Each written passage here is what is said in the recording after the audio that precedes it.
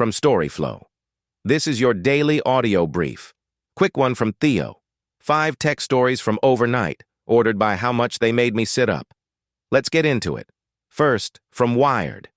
Europeans are about to find out how entrenched AI is in their daily lives. Hey, I just read this thing that's got me thinking. The European Union's new AI Act is set to go into effect next year, and it's going to be a big deal for how we think about AI. Right now, the law requires companies to be transparent about when they're using AI to make decisions that affect people's lives. The thing is, most of these AI systems are hidden behind the scenes, so it's hard to know when they're even being used. The EU's new law is going to change that. It's going to require companies to reveal when AI is making decisions, and to give people a way to opt out if they don't want to be affected. This is interesting because it's not just about transparency, it's also about accountability. Right now, when AI makes a mistake, it's often hard to figure out who's responsible. The EU's new law is going to make it clear that companies are on the hook for the decisions their AI systems make. This could be a big deal for industries like healthcare and finance, where AI is already being used to make life or death decisions. The law is also going to require companies to do a lot more testing and evaluation of their AI systems before they're released. This is a big change from the way things are done now, where AI systems are often developed and deployed without much testing at all. The EU's new law is going to make it clear that AI systems need to be safe and reliable before they are released to the public. One thing that's caught my eye is that the EU's new law is going to apply to companies that are based in the EU, but also to companies that are based outside the EU, but sell products or services to people in the EU. This is a big deal because it means that companies all over the world are going to have to start thinking about how they're using AI and how they're going to comply with the new law. It's going to be interesting to see how this all plays out. I think it's going to be a big deal for the way we think about AI and for the way companies develop and deploy AI systems. Next. Second, from Slashdot. How situational awareness hedge fund dropped 67% in AI stock rout. Leopold Aschenbrenner, the 25-year-old founder of hedge fund Situational Awareness, made a name for himself by turning hundreds of millions into tens of billions over 2 years, largely thanks to his bet that AI would dominate global market returns. However, the fund's strategy of borrowing heavily to purchase stocks backfired when AI stocks plummeted, forcing Aschenbrenner to sell off investments at a steep discount to rival Citadel. The fund's use of up to 400% leverage and options to amplify returns made it particularly vulnerable to losses.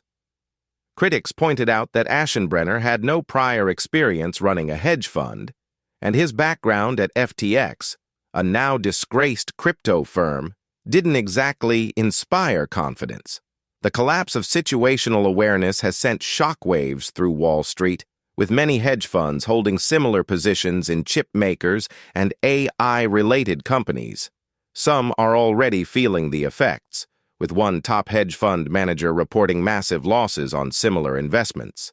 While the situation is being closely monitored, most experts don't see it as a systemic issue. Yet.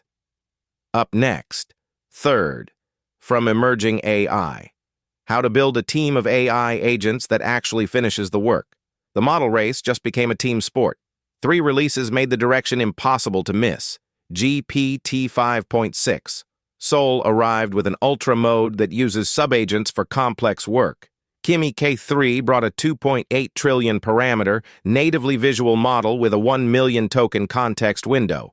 And then, fourth, from Alina Pit 369, the universe will put you in the same situation, again and again. I've been thinking about how the piece flips the usual positive vibes only idea. It points out that the universe isn't handing out rewards or punishments. It's more like a mirror that reflects the energy you put out, often threefold. When you stay stuck in a victim mindset, you keep attracting the same kind of negativity, and the same patterns repeat until you notice them. The author argues that awareness is the lever. Once you see the loop, you can choose a different response. Changing habits, thoughts, and how you engage with a toxic job or relationship can shift the feedback you get. In short, the message is simple. The world isn't out to get you, but it will keep serving you the lessons you're ready to learn. Adjust the inner work, and the outer circumstances start to feel lighter. Next, fifth, from Rich on Tech. Apple's iPhone lease, AI hacking risks, and wildfire satellites. Episode 185, August 1st, 2026. Hey, I wanted to share something with you about Apple's new iPhone lease program.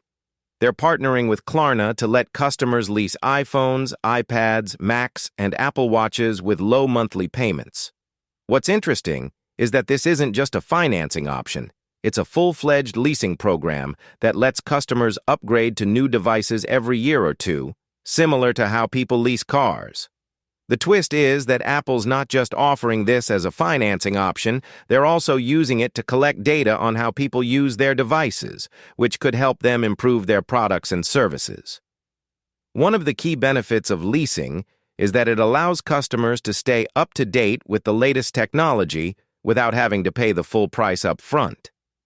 It's also a way for Apple to get customers locked into their ecosystem, which is a big part of their business model. The leasing program is available in the US and UK, and it's not clear yet whether it'll be rolled out to other countries. I think what's most surprising about this program is how it reflects a shift in the way people think about ownership and technology. We're used to buying and owning our devices, but leasing is a more flexible and sustainable way to access the latest technology. It's also a way for companies like Apple to reduce electronic waste and make their products more accessible to a wider range of customers.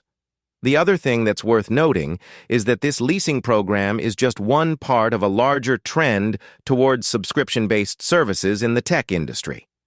We're seeing more and more companies offer subscription-based models for their products and services, and it's changing the way we think about ownership and access. I'm curious to see how this program plays out and whether it'll become a standard way for people to access technology. Up next. Sixth, from Hackaday.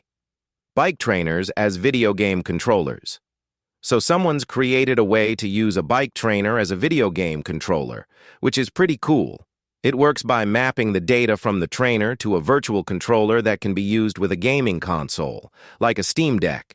The bike trainer doesn't have as many inputs as a regular controller, but it's enough to play games like Rocket League or biking titles like the Tour de France series. This is a great way to make exercise more engaging, especially for people who get bored with their trainers. It's also a unique way to control video games, and it's interesting to see how people are experimenting with different types of controllers. The project, called Deck de France, uses a bike trainer to control a virtual character, and it's mounted to the handlebars of the trainer. It's a fun way to mix up your exercise routine and make it more enjoyable.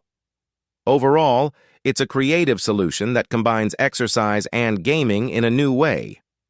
And then, seventh, from Slashdot, is Big Tech's AI gamble starting to look riskier?